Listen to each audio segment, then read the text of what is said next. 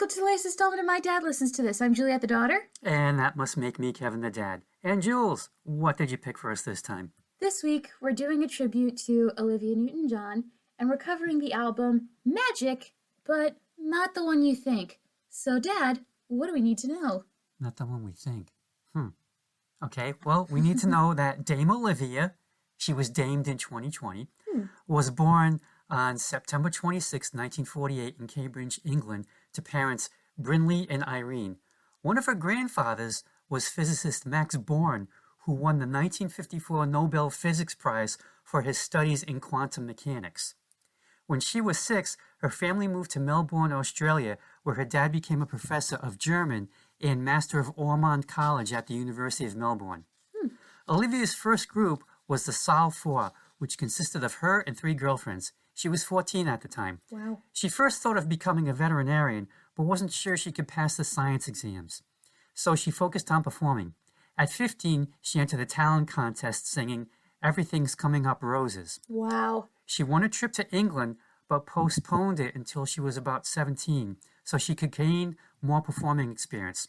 She was hostess for a kids' show, The Happy Show, and was known as Lovely Livy. Aw. She also worked on The Go Show, where she met Pat Carroll, who became her singing partner, and more importantly, John Farrar, who would go on to write some of her biggest hits as well as produce them. She did make that trip to England and wound up recording the single for Decca Records, Till You Say You'll Be Mine. Pat Carroll made the trip to England, and she and Olivia formed a duo and toured European nightclubs. Pat had to go back to Australia, though, when her work visa expired.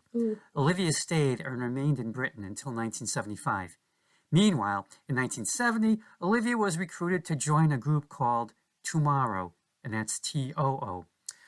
The brainchild of producer Don Kirshner, who also had a hand in creating the Monkees.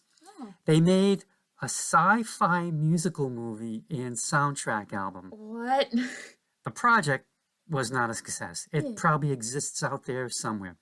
Probably, but it's probably one of those things we have to hunt to find it. Probably. I didn't hunt. In 1971, Olivia released her first solo album, If Not For You. The title track was a Bob Dylan song, and it became a hit in the U.S. It's not in this compilation, though, as it was released under a different label, Uni Records. Do we know what Bob thought? I have no idea, but he probably wondered, hey, where are these royalty checks coming from? Anyway, she was voted Best British Female Vocalist 2 years in a row by Record Mirror magazine. Her second album was not released in the United States for some reason, but singles were released. Nothing happened until the song Let Me Be There was released. It hit the top 10 in the U.S. and even hit number 7 on the country music charts. And she won a Grammy for Best Country Female Singer. Her second U.S. album bore the same title. Her third album, If You Love Me, Let Me Know, concentrated more on country and western songs due to the success of Let Me Be There. The title track hit number 5 in pop and number 2 country. The next single, I Honestly Love You, hit number 1 and will go on to win a Grammy for Record of the Year, and Olivia won Best Pop Vocal Performance Female. In 1974, she won the Country Music Association Female Vocalist of the Year, beating out Dolly Parton, Loretta Lynn, Tanya Tucker, and Anne Murray. Wow. How dare she? How dare she? Because, yeah, people were not happy that this Australian won. In protest, some C&W musicians formed the short-lived Association of Country Entertainers. Yeah, George Jones and Tammy Wynette, I'm looking at yous. Now, here's a fun fact. Yeah. Fellow Aussie Keith Urban won the CMA's Male Vocalist of the Year 3 consecutive years in a row from 2004 to 2006, and I don't think anyone complained. I wonder why. I think people got over it by then. Also because he's a man. That doesn't hurt. Fellow Australian Helen Reddy encouraged Olivia to move from the UK to the United States, and it was at Helen's home Olivia met Alan Carr, who would wind up co-producing Grease. Meanwhile, Olivia put out another album, Have You Never Been Mellow? With that album, Olivia held the Guinness record for shortest gap between number 1 albums, 154 days, and she held that record for 45 years. Who beat her? Taylor Swift in 2020. Wow. and hers was 140 days. Wow. So Olivia's cranking out hits and starts to move away from country and western to more straight up pop, like Taylor Swift would eventually do. In 1975, she signed a 2-year, 4-album deal with MCA. She was expected to deliver 2 albums a year. Her third album was late due to the filming and recording of Grease. She sued, they sued. She lost and was forbidden to offer her recording services to another label for 5 years. Oh my God. Ultimately, this led record companies to base contracts on number of albums and not number of years. Anyway, Grease, huge. There was no escaping that phenomenon, no matter how hard I tried. Sorry, Dad. And I tried. But the movie allowed Olivia to adopt a newer, tougher, well, for her, tougher image. Tougher for her. So she's getting more hits. She makes Xanadu, which didn't do well critically, but she got 3 more hits from the soundtrack. I'll spare you the plot because it made my head hurt just reading it. The movie is notable for 2 things. 1, it was Gene Kelly's last movie. Yep. And 2, it inspired the creation of the Golden Raspberry Awards, also known as the Razzies. The Razzies, oh. It was that movie and Can't Stop the Music, which starred Bruce Jenner and I believe Donna Summer. Oh, Caitlyn Jenner? Yeah. Okay, and then Physical. The song itself went to number 1 and stayed there for 10 weeks. In order to downplay the suggestive tone of the song, Olivia made an exercise-themed video, which made headbands huge. Oh, because she wears one in the video. And hey, it was the 80s. Everyone had a headband, except me. After 1982's Olivia's Greatest Hits Volume 2 compilation came out, things started taking a downward turn. She and John Travolta starred in the comedy Two of a Kind. That didn't do well, though she did get a hit, Twist of Fate. Did it get good reviews? No, it did not. Oh. More albums and singles are coming out, but they aren't charting as high as they used to. However, in 2015, she, along with her daughter Chloe, scored a number 1 dance club hit with You Have to Believe, a kind of sort of remake of Magic from Xanadu. In 1984, she married actor Matt Latanzi. They had a daughter, Chloe Rose, and divorced in 1995, allegedly due to spiritual differences. Uh-oh. But they remained friends. She then met cameraman Patrick McDermott, whom she dated on and off for 9 years. He went missing following a 2005 fishing trip. Oh my God. Olivia was in Australia at the time doing some sort of business stuff, so she had a good alibi. But the Australian tabloids suspect he's living somewhere in Mexico. Olivia would go on to marry John Easterling in 2008. In 1992, she was diagnosed with breast cancer. She recovered and became an advocate for breast cancer research. She raised funds for what would eventually, in 2008, become the Olivia Newton John Cancer and Wellness Center in Melbourne. Unfortunately, her cancer returned in 2013 and then again in 2017, reaching stage 4. Ooh. Olivia died August 8, 2022, from cancer at her home in Santa Ynez Valley, California. As for me, always loved her stuff. The pop stuff, though, definitely more than the country stuff. I still have her Greatest Hits Volume 2 on vinyl way back when it came out in 1982. And I picked up this 2001 collection because it seemed to have almost everything on it.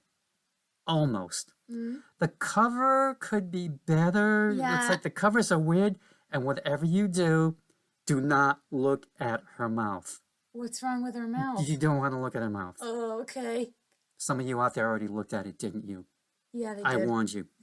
Okay, so let's dive into this. All right, first track, Let Me Be There. Very 1970s granola hippie song. Oh, yeah. And the sound reminded me of Captain and Tennille. I think what I like most is that this could be a song for romantic partners, platonic friends, or even for a dance between a child and parent at a wedding. Olivia has a pure sound that isn't too light and airy and breathy, which makes a great contrast with the backup bass singer. It's a fun and bouncy song that you can clap to that establishes the tone. Olivia is about fun, and we're going to have some fun on this album because she's happy and it's infectious. It's country. No, it's not country. It's fake country because it has the twangy guitars and that bass guy singing in the background. And Olivia wants to be there morning, possibly noon, and at night. Best line, let me take you through that wonderland that only two can share. sometimes 3, maybe 4 or more. Depends on your stamina. Yeah, anyway, Anyway. it's an okay song. You got to stop somewhere, and yes, it is peppy. Next track. If you love me, let me know. Here's what I want to know. The first 2 songs are poppy, sure, but there's a bit of a country twang. And we already addressed this. My question was, can you be considered a country singer if you're not from the U.S.? And the answer was yes, look at Keith Urban. But also Shania Twain, yep. Terry Clark, others I can't remember. But were they trying to make Olivia a country singer, squashed into the same box as Captain and Tennille and Karen Carpenter? I can't believe I'm saying this, but maybe Sandy was the role that showed she could do so much more. Anyway, this is another bouncy song, but with some bittersweetness in the bridge. Olivia needs her man to let her know that he loves her, and the part that twists in the knife is when she sings about the little moments. The arms that open wide, the fingers in her hair, and the smile that says, good to see you, which shows that she loves everything about him, and how she's desperately hoping he'll say that he loves her as she's demanding an answer. And Olivia is so pure, you really want her to win.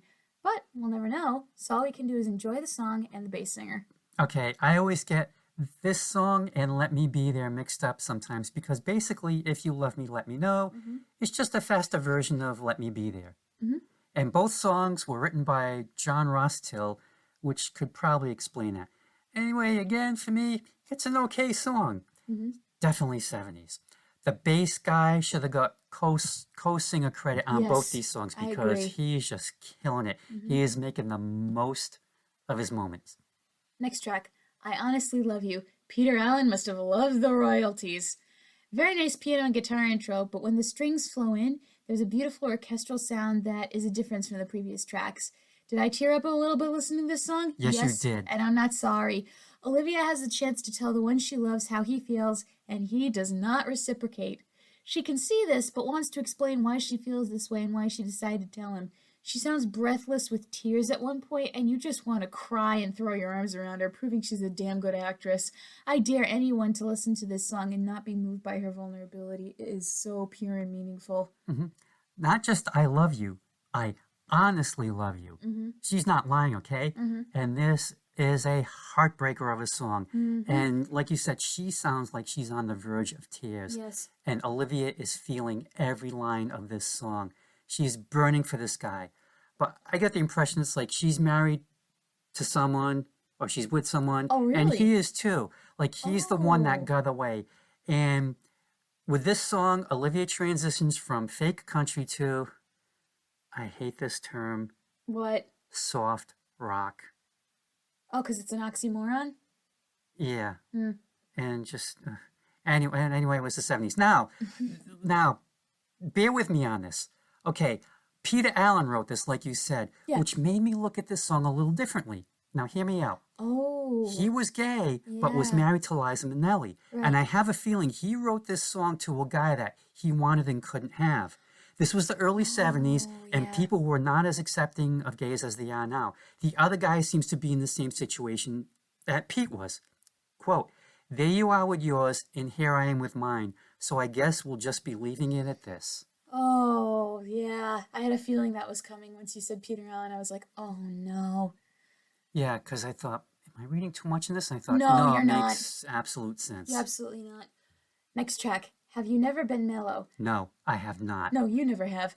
So now we're back to the older sound, but I'm not that mad about it. And there's even a bit of Fleetwood Mac sound in here with the musical style. If this song came out today, she could easily be talking to someone who's a little too feisty on Twitter. Like, dude, have you ever been mellow? And I thought reading this title, there's no way this is going to work. It's going to be too cheesy. But it's a good reminder that we don't need to always be up in arms about something. Sometimes we just need a break. I also realized something. If Olivia Newton John was ever a guest on The Muppet Show, this would have been one of the musical numbers she performed, probably to a very stressed out Kermit. Or Animal. I kind of want to see that music video now. This song proves it'd be great to have a supportive friend like Olivia. Have you never been mellow? Once again, I have to say no, I have not. No, you never have. Well, maybe once when I was asleep. I don't know. This is one of the ultimate 70s songs, because Olivia was once like me, in a hurry. No time to lay back, kick off her shoes, but now she finds comfort from the inside. The only things that could make this song more 1970s if it came with a copy of I'm Okay, You're Okay and a mood ring. And this song it just brings a dopey smile to my face. It really does, because it's like, yeah, it's just so 70s. And I survived that decade. I don't know how, but I did. The only other thing that can make it sound more 70s is, what's that instrument in that song If by Bread? Yeah, that one. If it had that in there, it'd be way more 70s It's some too. sort of guitar pedal effect. I think. Okay, you know what I mean. Yep. Next track, Please Mr. Please. Oh, honey, I'm sorry, Olivia, but you do not have a country twang. You sound very sweet, but that's just not who you are. This song would have been more appropriate for Dolly Parton, but that aside, Olivia doesn't do a bad job at all. She's sitting alone at a bar, and all of a sudden, the jukebox plays their song, and she can't bear it, begging the barman to turn that song off because the relationship is gone, and she doesn't ever want to hear that song again, which I'm sure everyone can relate to. That's one of the sucky parts of a breakup. There was a song you two used to enjoy because it was a great track, but post-breakup, you can't ever listen to it the same way. I can also relate to the part where the guy's a coward and doesn't show his face.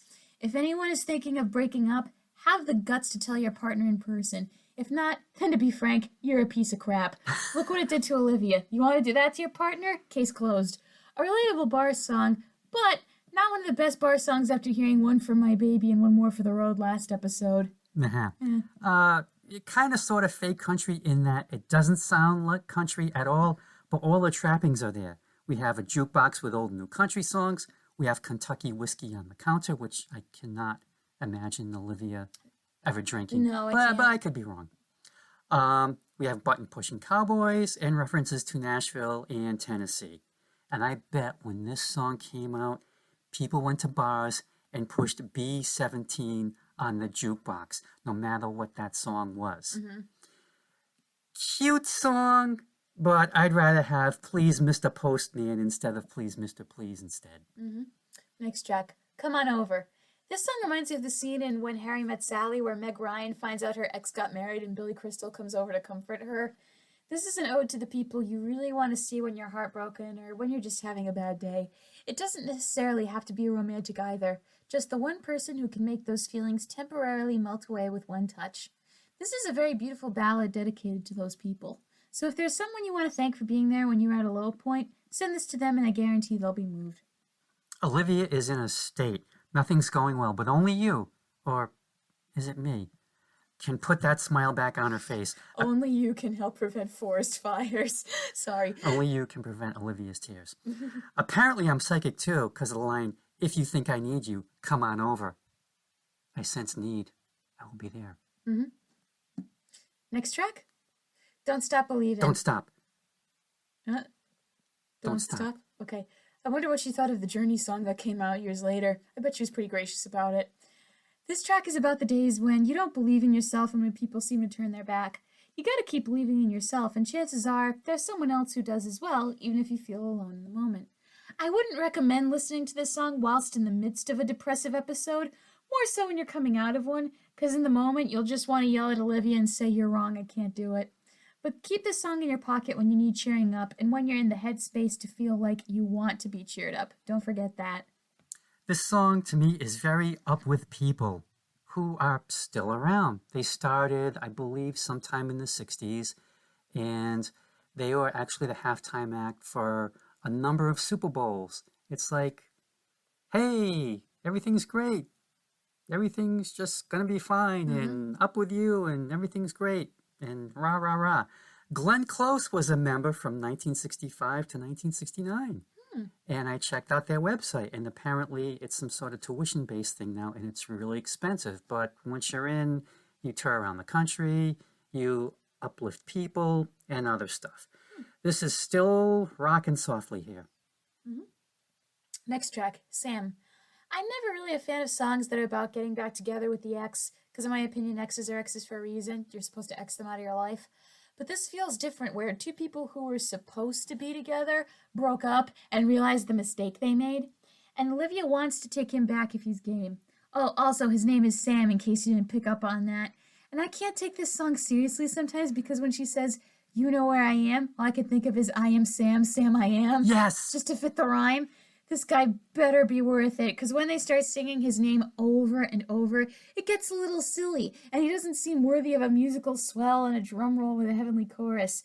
So to Olivia, Well, I hope you find what you're looking for, but I'll leave you two alone. Yeah, all I can think of is two things: green eggs and ham, and my nephew, who I don't think I would ever play this song to him. No, that would be vastly inappropriate. Yes. So apparently Sam and Liv had a thing going, and they broke up. She wants him back. And she sings, I was wrong. So were you. It was both of us. And let's sing it. Sam, you know where I am. And in waltz time, too. You can waltz to this song. Oh, yeah. You can, if you feel like it. But yeah, Sam. Too many Sams. It'd be weird, but you could. Okay, the next three tracks are the Grease trifecta, and I unconsciously did this.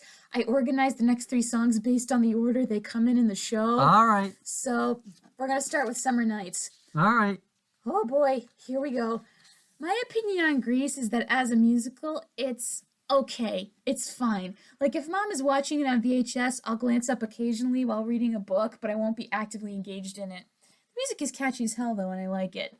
As for Summer Nights, it's great at establishing context, informing the audience of how the characters of Danny Zuko and Sandy Olsen met over the summer vacation and are wondering where they are now, little realizing that, oh my god, they're attending the same school. Kill Hada. All the singers on here are incredible, and I have no complaint with that. But then there's the yikes moment of Kaniki, aka Zach from Babylon 5, saying, tell me more, did she put up a fight?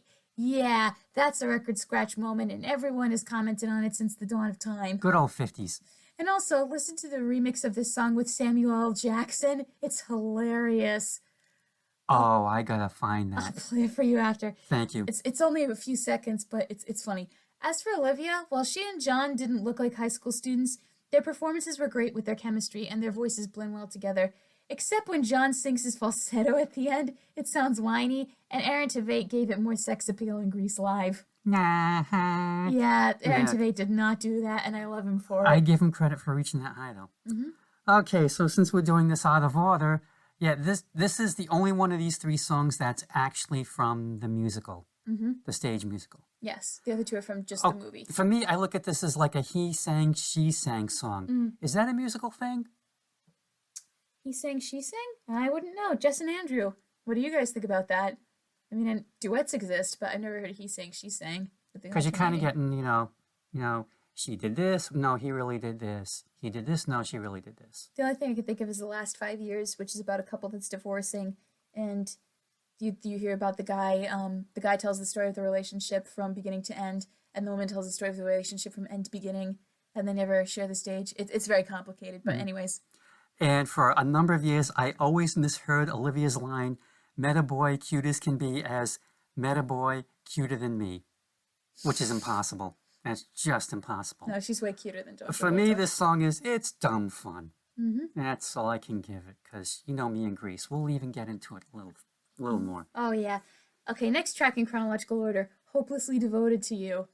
Auntie and Mom sing this all the time. By this point in the movie, Sandy realizes that Danny is a jerk and a womanizer. But damn it, those teenage hormones are strong, and she's hopelessly devoted to him. And if you think about it, Sandy is the new girl at school who doesn't really have any friends, save Frenchie. The other girls bully her, and the other guys are creeps. Rizzo. Danny is the only guy who's given her a crumb of kindness, and she still remembers those summer nights. Of course she's going to be hung up on him, even if he tries to fill her up at the drive-in without her consent, which, again, yikes. Ladies, I'm telling you as someone who lived that, there are a better man. Don't be hopelessly devoted. Dump his ass. And go date the nice guy, please. A great ballad she performs straight with sincerity. John Ferrara nails it on this one. He wrote it. We'll get to his other song next. And I think this song could have easily come from the 1950s. It's that well done. Yep. And again, I just listen to this song and Olivia is just feeling it. Yep. She's just so sincere. And then the final track in the movie, You're the One That I Want. This is the only song from Grease I really like because Olivia and John are having so much fun. Even if the context of this is another yikes. For those who don't know, Sandy is the squeaky clean goody two-shoes and Danny is the greaser bad boy.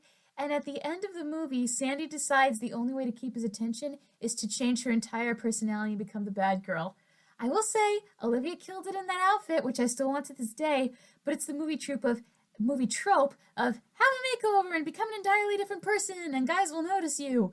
But if you listen closely to the lyrics among the catchy harmonies and vocalises, Danny acknowledges he needs to shape up and be a better man for this badass woman. Whether or not he follows through is the question.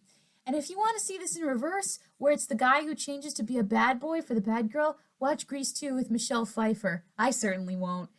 And thus, we end the Grease trilogy. Catchy music set to teenage hormones for better or for worse, and still, not the worst musical ever.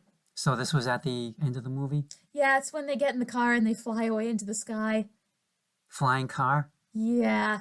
Like even James Bond didn't have a flying car. No, I think it was supposed to be, oh my god, they're so in love, they can do anything, even fly a car into the sky. Visual metaphor. Yeah, but it was bad. But it wasn't like Thelma and Louise where they, all of a sudden they plunge off into a cliff? No, they literally drive into the sky.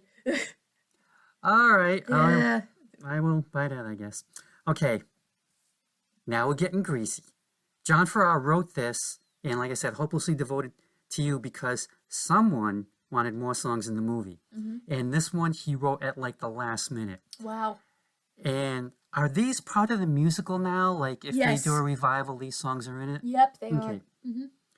Mm-hmm. Anyway, you can tell John didn't hew to 50s lingo. It was more 70s, hence the line, meditate in my direction. Oh, yeah. That was not going to happen in the 1950s. Maybe post 1967 through the Beatles, 70s, but it was not going to happen in the 1950s. No way. Mm-hmm. I've seen bits and pieces of the movie, and that's as far as I'm willing to go. Mm-hmm. Just the Sid Caesar bits. Well, it's just one of those films where the actors are 10 years older than the characters that they're portraying. Stockard Channing, yeah. I mean, if I went to high school with someone like Olivia, I would just be an absolute mess. Mm-hmm. I would be like walking into lockers and just, flunking out. See, she's the closest who looks to the age appropriate until they put her in the bad girl getup. Yeah, that's a good point. Yeah. That's a good point. Okay, I will admit this is a fun song. There was no escaping this in other Grease songs during my Camp Stone Tower days back in 1978. Every female volunteer and counselor knew all the words to all the songs and would not stop singing them. You Hi, Uncle Lisa. Jim must have gone nuts. Hi, Mary Jane. Hi, Leanne. Everyone else. You and Uncle Jim must have gone crazy. No, this was before Jim. This is before Jim and Diane. Oh, okay. Oh, yeah. Next track, A Little More Love. I think this track foreshadows the tonal shift Olivia would take in Physical. The music in the track has a more mature, somber sound and a bit of danger underneath with the key and the guitar chords. Olivia is wondering why she fell for this man in the first place, wondering how can she get him to leave because he doesn't listen to the word no. Will a little more love work? Spoiler alert, the answer is no. I think this song fails when the chorus tries to go back to a happier sound, which doesn't work with the subject matter. It needs to remain serious and dark.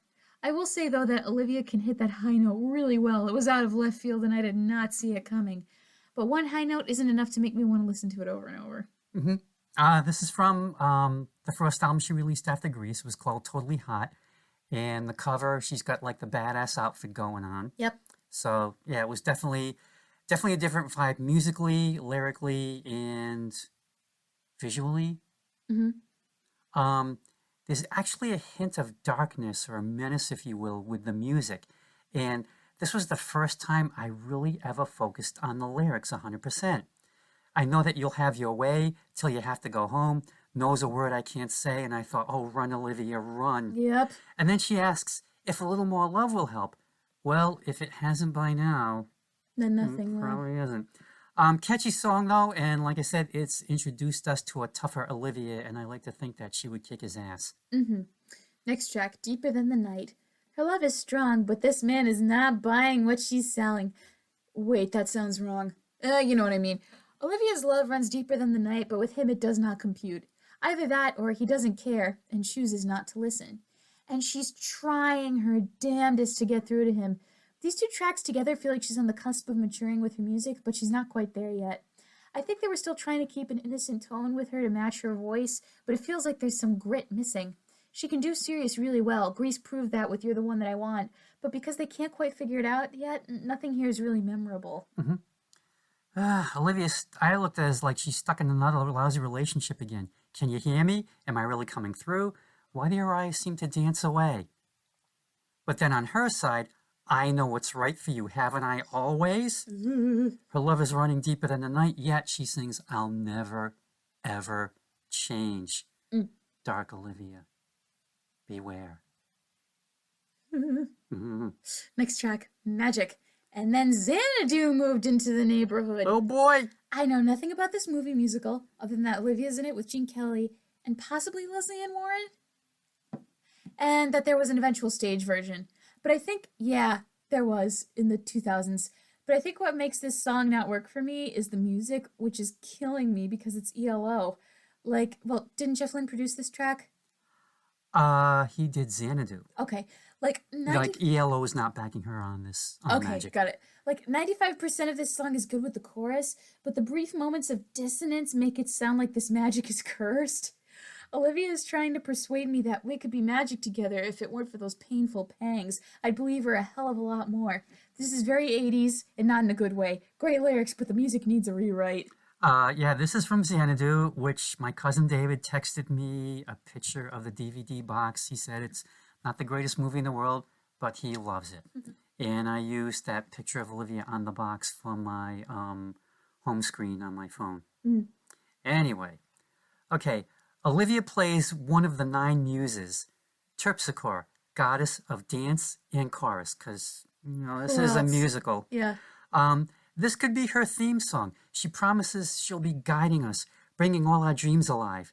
There's an etherealness that the sound evokes, and I think it works well. Truly magic. Now, what were the parts that you thought that were dissonant? There were just these notes that played that were not melodic at all. Like her singing or like instruments? Instruments. Huh. They're just these chords that just don't, that are not in the same key as the song. Okay.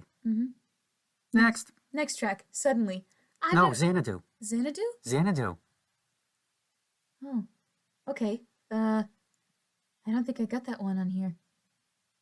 Uh-oh. Oh, You well, wanna talk about I will Xanadu? give my 2 cents. All right. Okay. Yeah, the theme song.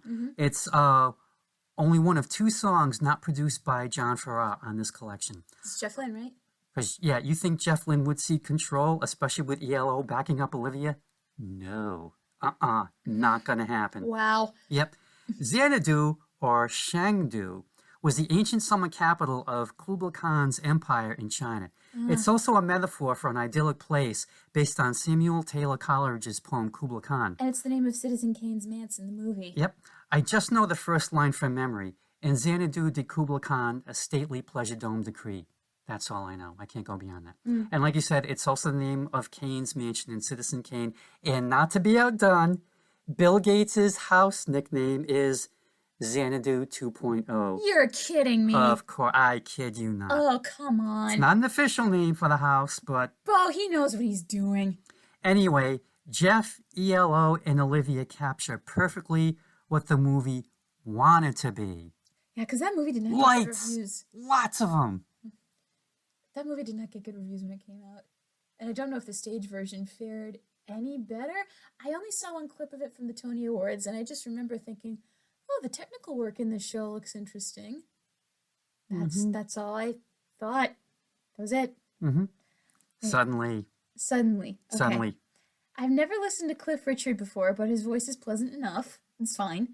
This love song is the meet cute, the moment where 2 protagonists meet and feel the attraction. These 2 feel like they could take on anything and are ready to take their chances.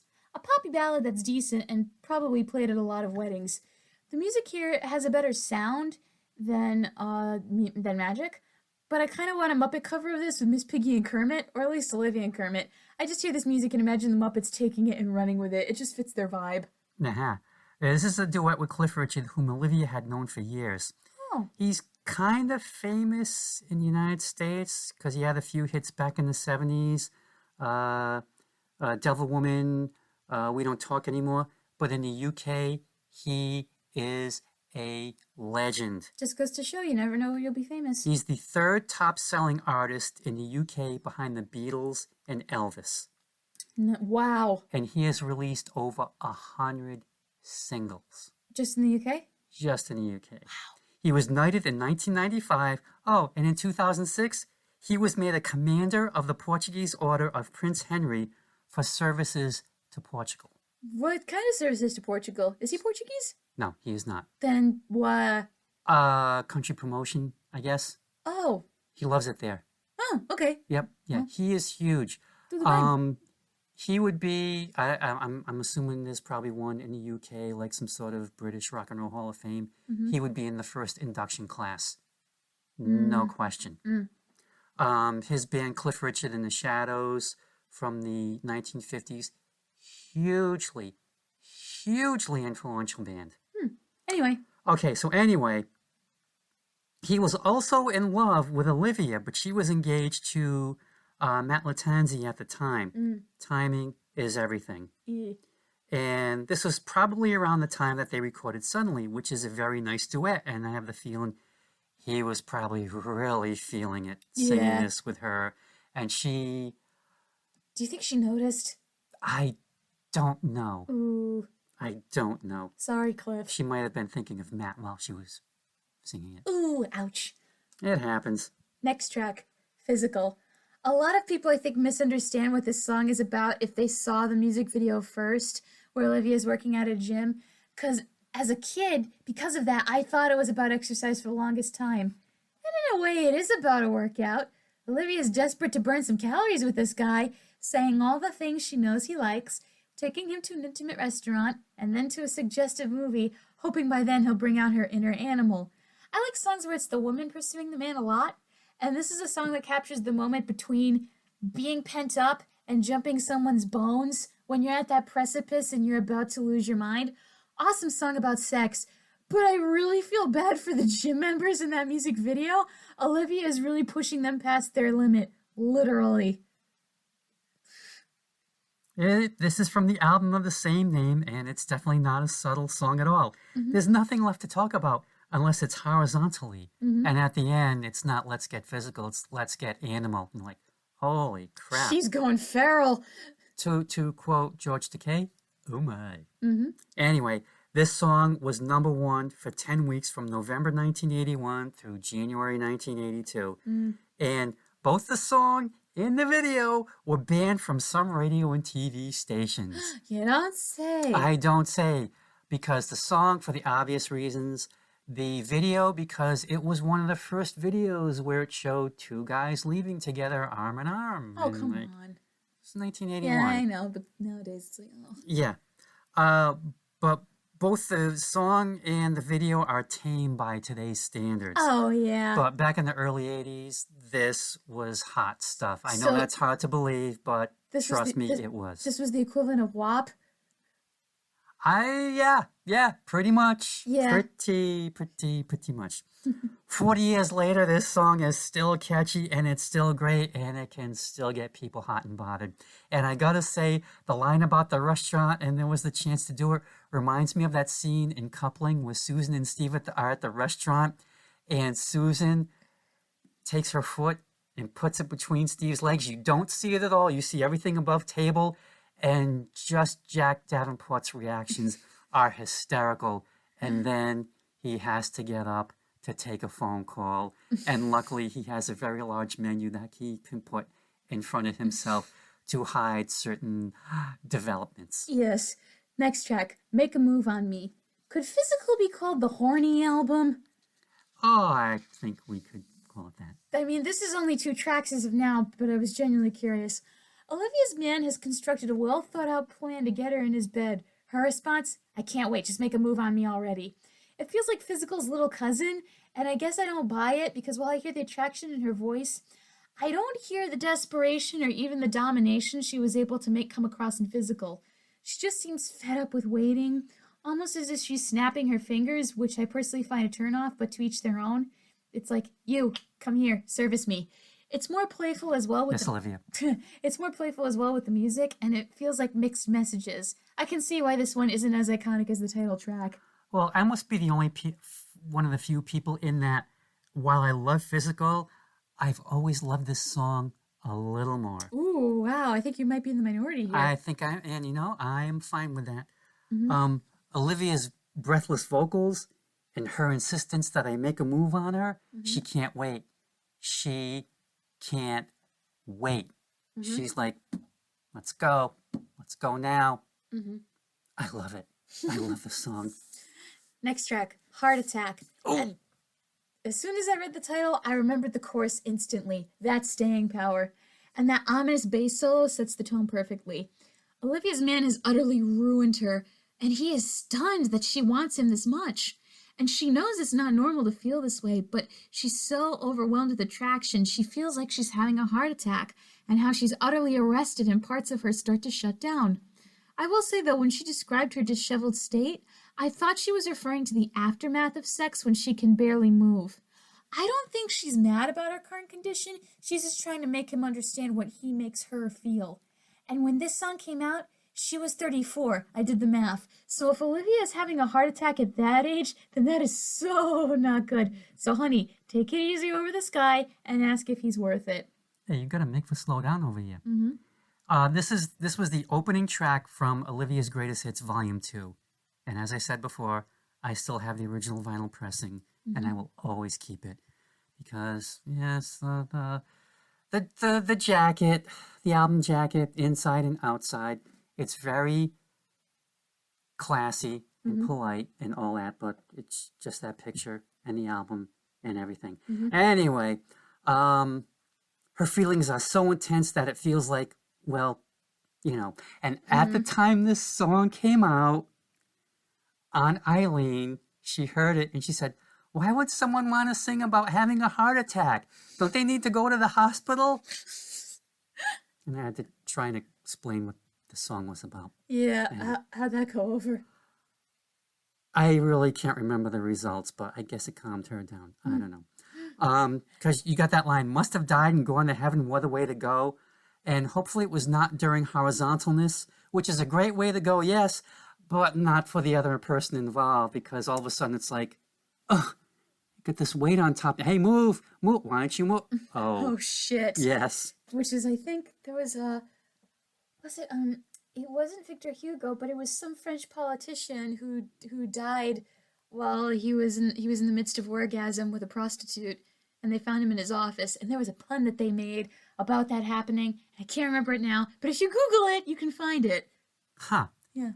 And I love the sound of this song. It's just so stripped down. Basically, for the most part, it's the bass line and it's that drum pattern, which after 40 years, I am still trying to get that drum pattern down perfectly. There are some times when I have it and then I think about it too much and then it just all goes to hell. Like Bob with the spatula and the flipping. Yeah. Well, we know how you solved that, but I don't know if you want to do that. Next track, Twist of Fate. Have you ever listened to a song that was more than your current energy level could handle? That was me listening to this song at 10 o'clock at night. So in another Getting Back with Your Ex song, Olivia and her man are about to turn a new page, and she wakes up, and suddenly all the hurt is gone, and they might have a second chance. Must be a twist of fate. And if it really is fate and not misguided rebounding, then mazel tov.